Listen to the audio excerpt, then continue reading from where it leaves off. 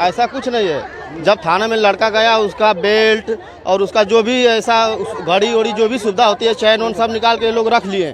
3 दिन लेकर लड़के को जेल में बंद करके रखे थे, न चालान किए न कुछ किए, और न किसी गार्जियन को खाना लेके जा रहा था तो मिलने दे रहे थे, और उसको प्रताड़ित करते जा रहे थे। और उसके बाद कल शाम को लड़के का मामा जब गए वहाँ पर उससे मिलने के लिए नाश्ता लेकर, तो लड़कों से मिलने के लिए उनको मिलने नहीं दिया गया। इसके बाद क्या हुआ कि भोर में लोग, रात में लड़का एक्सपायर हो गया, भोर में अपना सब सेटिंग करके जिले से पूरा फोर्स मंगाकर, इसके बाद यहाँ से लाश को हटा गायब करवा कर हम लोग को सूचना दिए। हम लोग यहाँ पर आए हैं और लाश की मांग कर रहे हैं, न लाश दी जा रही है। फोर्स हम लोग को प्रताड़ित कर रही है, भगा रही है यहाँ से। क्या अधिकारी कह रहे हैं कि इलाज के लिए जिले पे गया हुआ है? हाँ, अधिकारी यहाँ के बोल रहे हैं कि अब बिना हमारे दस्तखत के, बिना हमारे गार्जियन के किसी दस्तखत किए, बिना पूछे जांचे सब लोग वो लाश को यहाँ से गायब किए हैं। और लगता है कि आपका भाई जो है वो आप सुसाइड किया है, आत्महत्या किया है? नहीं लगता है, वो हमें पूरा हमें विश्वास है कि हमारे भाई को ये लोग मारे हैं, मार कर पैसे लेके मार के मुँह आए हैं। क्या चाहते हैं आप लोग? हम चाहते हैं थाना फूकेंगे, हमारी लाश को लाया जाए और हमारे लाश को हमें दिखाया जाए, और देखेंगे हम कि अगर फांसी लगाई रही होगी, उनकी गले में कुछ निशान है या नहीं है, कैसे मरा। हम बॉडी की पहली मांग, हमारी बॉडी आनी चाहिए हमारे थाने में, हमारे पास। बगल लड़के के गार्जियन को बुलाया। हमको मत बोलिए। पूछ लिया वजह से चल गया।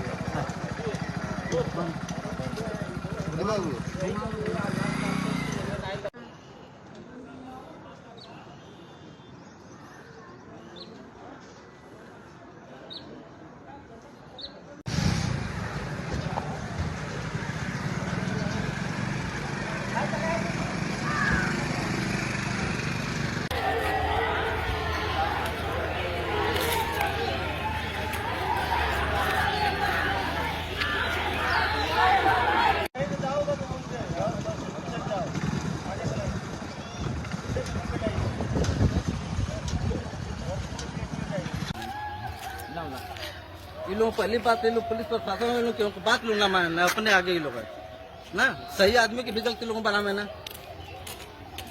सही आदमी के विकल्प बना मैं ना। हाँ, सवेरे नहीं तो गेट पर चला 5 मिनट भागा वो समय। हाँ,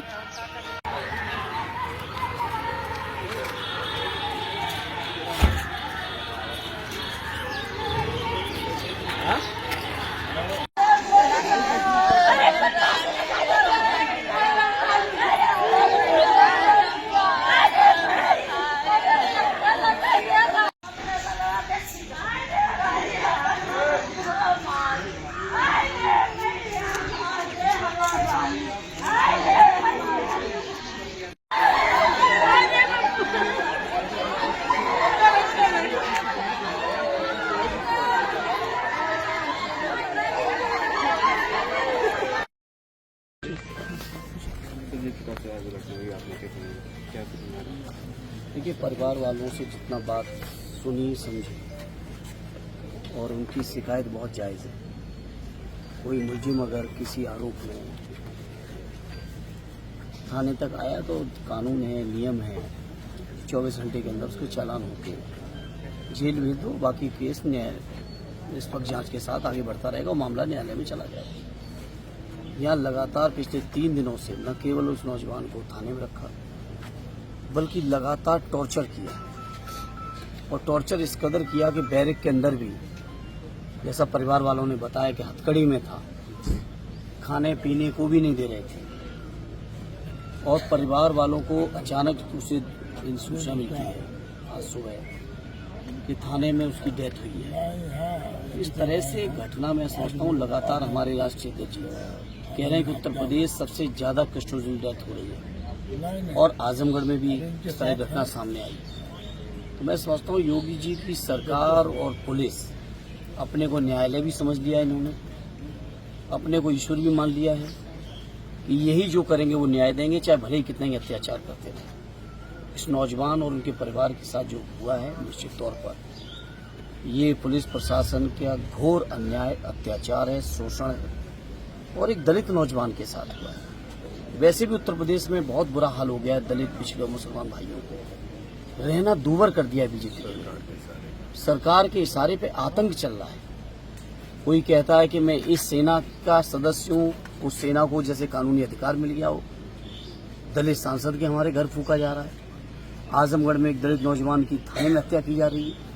तो इन तमाम चीज़ों के लिए हम समाजवादी लोग चुप बैठने वाले नहीं हैं और निश्चित तौर पे इस परिवार के लोगों को न्याय दिलाएंगे हर हाल में। और बीजेपी के लोग जिस तरीके का और बीजेपी के लोगों के सारे पर पुलिस का जो तांडव है या कुछ संगठनों का तांडव है, इन तमाम चीज़ों का हम लोग लोकतांत्रिक तरीके से डट के मुकाबला करें। जिस प्रकार से प्रदेश में चल रही है, चाहे वो नमाजी को रोका जा रहा है, चाहे राष्ट्रीय अध्यक्ष अखिलेश यादव को, आज राष्ट्रीय अध्यक्ष जी को भी लखनऊ में रोका गया। सोचो किस स्तर की घिनौनी हरकतें सरकार करने को उतर गई है। ये ईदगाह पर जाते हैं, सभी लोग जाते हैं। मैंने कई विजुअल्स देखे कि स्वयं प्रदेश के गवर्नर कई बार मैंने वहां मौके भी देखे। मुख्यमंत्री की हैसियत से हमेशा सदैव नेताजी गए, आदरणीय राष्ट्रीय अध्यक्ष जी गए और किसी भी पोजीशन में रहे हो हमारी पार्टी के लोग हमेशा पहुंचे हैं। आज राष्ट्रीय अध्यक्ष जा रहे थे तो उनको भी रोका गया। एक गाड़ी से जाओगे तो ऐसे जाओगे तो वैसे जाओगे। अरे तुम्हारे कहने से राष्ट्रीय अध्यक्ष जी के लिए जो हमारे मुसलमान भाइयों के दिलों में स्थान है वो कम नहीं होने वाला है। चाहे जितना भी आतंक कर लो, चाहे जितना परेशान कर लो, जनता माफ नहीं करेगी। ना माफ करेगी सुमन जी के मामले पे, ना माफ करेंगे हम लोगों की जो घटना हुई है तरवा में, और ना ही उत्तर प्रदेश के विभिन्न इलाकों में जो घटनाएं हो रही हैं। लखनऊ में बताओ बेटी को किस तरीके से हत्या की, आपके बगल में फैजाबाद में सोचिए कैसी कैसी घटनाएं हुई। तो तमाम उत्तर प्रदेश की जो घटनाएं हैं इसको जनता देख रही है और जनता माफ नहीं करेगी। जहां तक सवाल आजमगढ़ का है, आजमगढ़ में मैं मौजूद भी हूं और तरवा थाना जो लोकसभा का भी हिस्सा है हमारे, उसके अंदर जो घटना हुई है, नौजवान परिवार के लोगों को न्याय दिलाने का मैं हर स्तर पर संघर्ष करूंगा, चाहे जिस स्तर पर जाना पड़ेगा। सर, औरंगजेब को लेकर जो प्रतिक्रिया चल रही तमाम प्रदेश में हलचल मची अब छोड़िए इतिहास पे आप ज्यादा हमारे राष्ट्रीय अध्यक्ष को लगातार कर बीजेपी लोगों इतिहास में ना जाओ। और थोड़ा सा इतिहास आदरणीय सुमन जी ने कहा तो झेल नहीं पाए। इसलिए इतिहास की परतें खोदने से बेहतर यह है कि कैसे भविष्य बेहतर हो, रोजगार मिले, किसानों को न्याय मिले, हमारे दलित पिछड़े लोगों को हक अधिकार मिले, नौकरियां मिले, आरक्षण मिले, जो बाबा साहब देके गए हैं उसका पालन हो। हम लोगों का टारगेट ये है।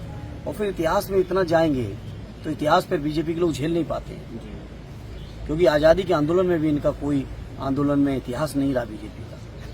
तो जो तमाम बयानबाजी चल रही, चाहे सुगंध और दुर्गंध की बात आप सुने होंगे, योगी जी के जो गौशाला पसंद है इसमें महक, इस पर क्या? अरे कोई बयान नहीं है, वो क्या बात करेंगे। आज भी हमारे पिताजी लगभग 100 गाय भैंस और उनके बच्चे, उनके जानवरों के बीच में जो गौशाले में रहते हैं, तो क्या बात करेंगे।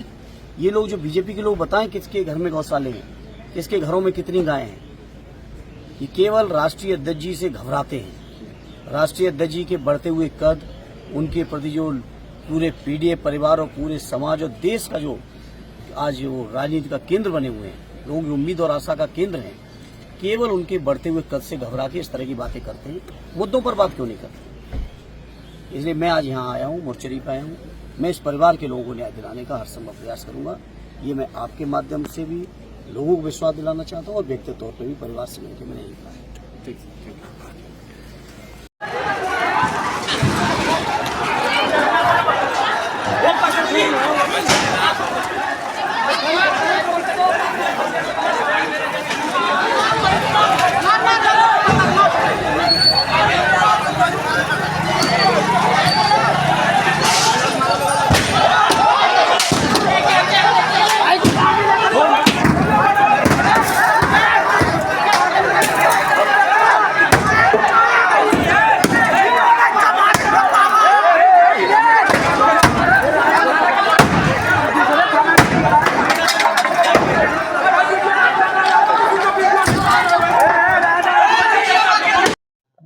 क्या कारण रहा और क्या अभी तक कार्रवाई?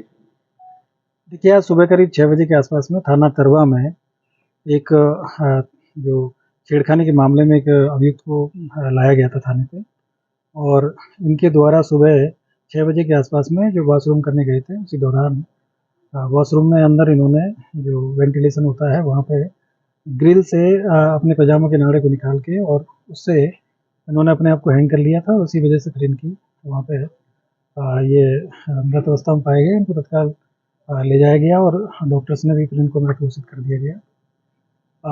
एक लड़की है जिनके द्वारा 29 तारीख को जन शिकायत के दौरान जनता दर्शन में पुलिस ऑफिस में शिकायत किया गया था कि उनको एक सनी नाम का लड़का है जो कि उमरी का रहने वाला है और ये पिछले कई दिनों से इनको परेशान कर रहा है। 2 बार थाने पे इनकी पहले भी कंप्लेन हुई थी जिसमें इनको समझाया गया था परिवार को बुला के, लेकिन ये मान नहीं रहे हैं और बार बार मुझे तंग करते हैं।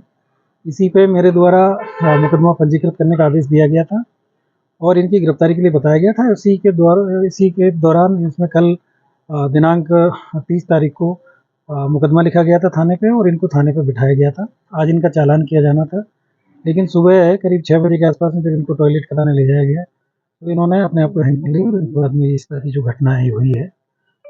इसमें जांच किया गया है, वहाँ पे एसपी साहब को जांच के लिए भेजा गया था और अन्य वरिष्ठ अधिकारी वहाँ पे गए थे और उसके बाद में फिर डेड बॉडी को मोर्चरी में भेजा गया था। वहाँ पे जो एक प्रोटोकॉल होता है उसके अनुरूप 3 डॉक्टरों के पैनल से इसमें पोस्टमार्टम कराया गया है और उसकी वीडियोग्राफी भी कराई गई है। पोस्टमार्टम रिपोर्ट है वो आ गई है।